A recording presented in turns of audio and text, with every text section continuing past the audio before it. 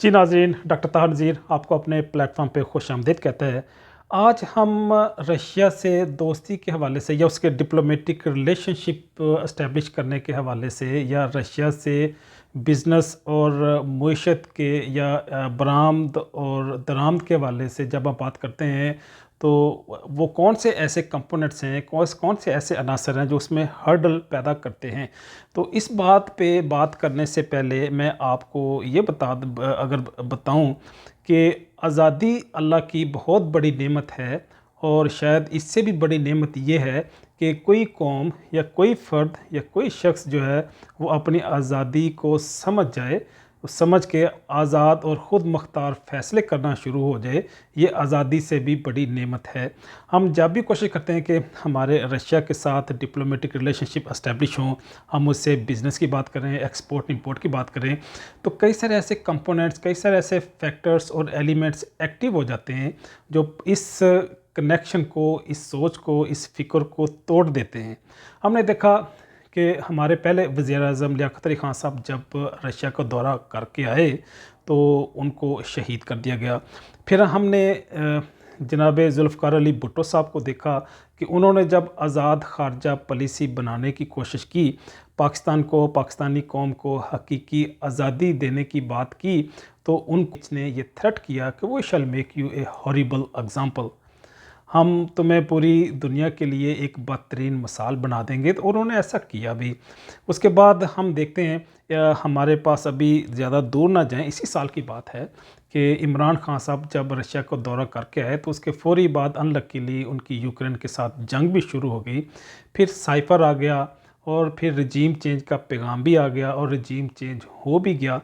तो ये जो बताने वाली बात ये है कि वो कौन से ऐसे फैक्टर्स या एलिमेंट्स हैं कि जो इस सोच को या पाकिस्तान की आज़ादी और ख़ुद मुख्तारी को या हकीकी आज़ादी को मजरूह करते हैं।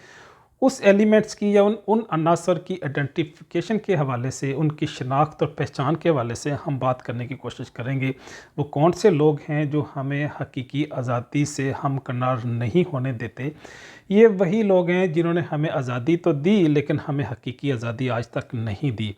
कभी हम पे सैंक्शन लगाने की बात कर देते हैं, कभी हमें स्टोन एज में पहुंचाने की बात कर देते हैं, कभी हमें हॉरिबल एग्ज़ाम्पल बनाने की बात कर देते हैं।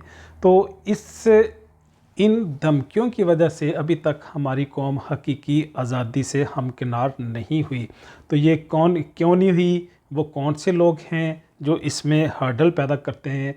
पूरा मगरबी ब्लॉक वो इसी कोशिश में है कि पाकिस्तान दूसरे ममालिक के साथ, दूसरे ममालिक कौन से, अफ़गानिस्तान, ईरान, फिर central Asian states Uzbekistan, Tajikistan, Turkmenistan, ये पूरी एक बेल्ट बनने का अंदेशा है। अगर ये पूरी बेल्ट बन जाती है तो एक बहुत बड़ा ब्लॉक बन के दुनिया के सामने आ सकता है। वो चाहे इस्लामिक ब्लॉक हो या एक थर्ड ब्लॉक हो जिसमें चाइना और रशिया भी शामिल हो सकते हैं। वो थर्ड ब्लॉक बनने को वो हमेशा डिस्करेज करेंगे। यही सोच जो है वो हमें रशिया से या सेंट्रल एशियन स्टेट से कनेक्ट नहीं होने देती। अगली बात यह है कि जब हम इनसे कनेक्ट हो जाएंगे तो फिर डेफिनेटली हमारी उनसे सकाफ़ती, तजारती, मुआशी तल्लुकात इस्टेब्लिश हो जाएंगे। यूँ ही डिप्लोमेटिक रिलेशनशिप या अंडरस्टैंडिंग हमारी तरक्की और खुशहाली के नए दरवाज़े खोल देगी, और दुनिया की कई सारे ममालिक को ये नाकाबिले कबूल है, वो इस चीज़ को पसंद नहीं करेंगे। कौन नहीं पसंद करेगा? उसमें सबसे पहले तो IMF है, वर्ल्ड बैंक है। वो क्यों नहीं पसंद करेंगे? वो इसलिए नहीं पसंद करेंगे कि जब भट्टी जलती है तो उसके लिए ईंधन चाहिए, जब कोई दुकान खुलती है तो उसके लिए दुकानदार चाहिए। तो पाकिस्तान एक गाहक है, हम उनसे कई सारी शक्लों में पैसे लेते हैं, फंडिंग लेते हैं। फंडिंग लेने के बाद वो हम पे डिफरेंट अंदाज में हमसे एडवांटेज लेते हैं और हमसे बेनिफिट लेते हैं। बात हमारी लंबी हो जाएगी, अदरवाइज़ उसको हम अमीक लेवल पे भी जाके बयान कर सकते हैं। लेकिन आज का क्योंकि हमारा मतलब सिर्फ उन फैक्टर्स, उन एलिमेंट्स को हाईलाइट करना था कि जो हमें आज़ाद ख़ुद मुख्तार पॉलिसी बनाने नहीं देते, जो हमें हकीकी आज़ादी से हमकिनार नहीं देते। आखिरी बात करके आपसे मैं इजाज़त चाहूँगा कि इमरान खान साहब कहते हैं कि जब उनका आखिरी दिन चल रहे थे, उनके सामने 3 ऑप्शन पेश किए गए। जब उनकी हुकूमत जा रही थी, साइफ़र आ गया, उनके पास पूरी इन्फॉर्मेशन आ गई, तो वो 3 ऑप्शन पेश करने वाले कौन थे?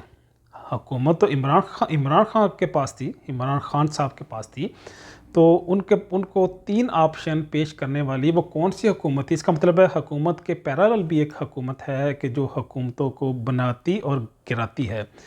अगली बात यह है कि वो आधी रात को अदालत लगाने वाली कौन सी कुव्वत थी कि जिसने आधी रात को जजों को उठा के अदालत में ला के बैठा दिया।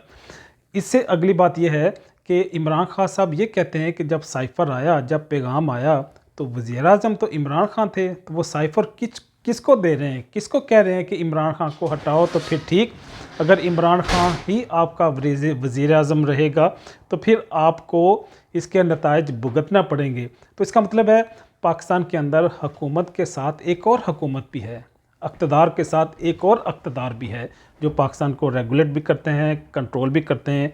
उसकी शनाख्त करना ज़रूरी है। उसकी शनाख्त के बाद जब आप उससे हकीकी आज़ादी हासिल करेंगे, तब मैं समझता हूँ हमें यौम आज़ादी सेलिब्रेट करना चाहिए। वो हकीकत में हमारा 14 अगस्त 1947 होगा। इसी पैगाम के साथ डॉक्टर तार नज़ीर आपसे इजाज़त चाहेगा। मिलते हैं किसी नए मोड़ में, नए मौजू के साथ। तब तक के लिए अल्लाह हाफ़िज़।